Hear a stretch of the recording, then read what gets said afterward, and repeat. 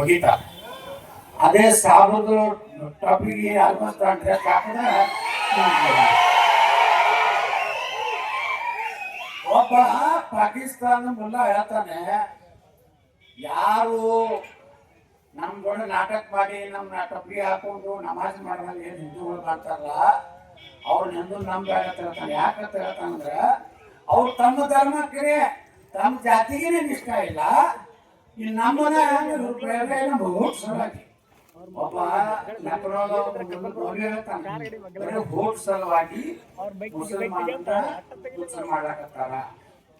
ಇವತ್ತು ನೋಡಿ ಸ್ಕೀಮ್ಗಳು ನೋಡ್ರಿ, 182 ಪೇಜ್. ನಮ್ಮ ಮುಖ್ಯಮಂತ್ರಿಗಳು 4 ತಾಸು ವಿಧಾನಸಭೆಯಲ್ಲಿ ಬಜೆಟ್ ಮಂಡನೆ ಮಾಡಿದ್ರು. 4 ತಾಸು 182 ಪೇಜ್.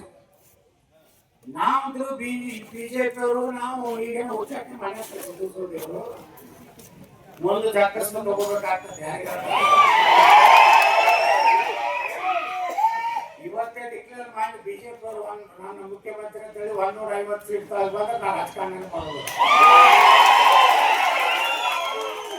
ಬರೀ ಅಡ್ಜಸ್ಟ್ಮೆಂಟ್ ವಿಧಾನಸಭೆದಾಗ ಏನಾಗ್ಬಿಟ್ಟಿದೆ ಅಂದ್ರೆ ಅವ್ರದ್ದು ಹುಳ ತೆಗಿತಾರೆ, ಇವ್ರು ಹುಳ ತೆಗಿತಾರೆ, ಇವ್ರ ಬಾಯಿಲ್ಲ, ಅವ್ರ ಬಾಯಿಲ್ಲ, ಅವ್ರ ಬಾಯಿಲ್ಲ, ಇವ್ರ ಬಾಯಿಲ್ಲ, ಇವ್ರಿಬ್ರು ಎಲ್ಲ ಸುಮ್ಮನೆ ಮಾತಾಡೋದು. ಹೊರಗೆ ಬಂದು ಹೋಗಿ ಅದೇ ಈ ರೀತಿ ಇವತ್ತು ನೋಡ್ಬೇಕ. ನಮ್ಮ ಸಿದ್ದರಾಮಯ್ಯನವರು 182 ಪೇಜಂದು ಬಜೆಟ್ ಮಂಡನೆ ಮಾಡೋದು. ಹಿಂದುಳಿದವ್ರಿಗೇನು ಇಲ್ಲ, ದಲಿತರಿಗೇನು ಇಲ್ಲ. ಬಾಬು 182 ಕೋಟಿ ರೂಪಾಯಿ ನಮ್ಮ ವಾಲ್ಮೀಕಿ ಮಹರ್ಷಿ ವಾಲ್ಮೀಕಿ ನಿಗಮ ಏನು ಹಣ ಇವತ್ತು ದುರುಪಯೋಗ ಮಾಡಿ ಹೈದರಾಬಾದದ ಯಾವುದೋ ಒಂದು ಕಂಪನಿ ಟ್ರಾನ್ಸ್ಫರ್ ಮಾಡಿ ಅಲ್ಲಿ ಬಾರ್ನಾಗ ಅಲ್ಲಿ ರೊಕ್ಕ ಹೋಗಿದ್ದೆ, ಬಂಗಾರ ಅಂಗಡಿಯಾಗ ಹೋಗಿದ, ಮತ್ತೆ ಅರ್ಬಿ ಅಂಗಡಿಯಾಗ ಹೋಗಿದ.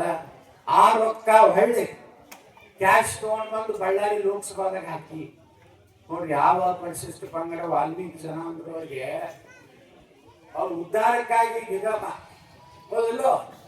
ನಮ್ಮ ಮುಖ್ಯಮಂತ್ರಿ ಸಿದ್ದರಾಮಯ್ಯನವರು ವಿಧಾನಸಭೆಯಲ್ಲಿ ಹೇಳಿದ ಸನ್ಮಾನ್ಯ ಮುಖ್ಯಮಂತ್ರಿಗಳೇ 185 ಕೋಟಿ ರೂಪಾಯಿಯನ್ನು ವಾಲ್ಮೀಕಿ ನಿಗಮದ ಹಣ ಚೆಕ್ ಅಲ್ಲ ಪಾಪ ಯಾವ್ಯಾವ ಚೆಕ್ ಬೋಗಸ್ ಎಲ್ಲ ಚೆಕ್ ರೀ. ಯಾವ ಯೂನಿಯನ್ ಬ್ಯಾಂಕ್ ಅವರು ದೊಡ್ಡ ಸಿಬಿಐ ನಾವೇ ಕೇಸ್ ಹಾಕಿವ್ರು. ಅದು ನಾ ಹೇಳಿದ 180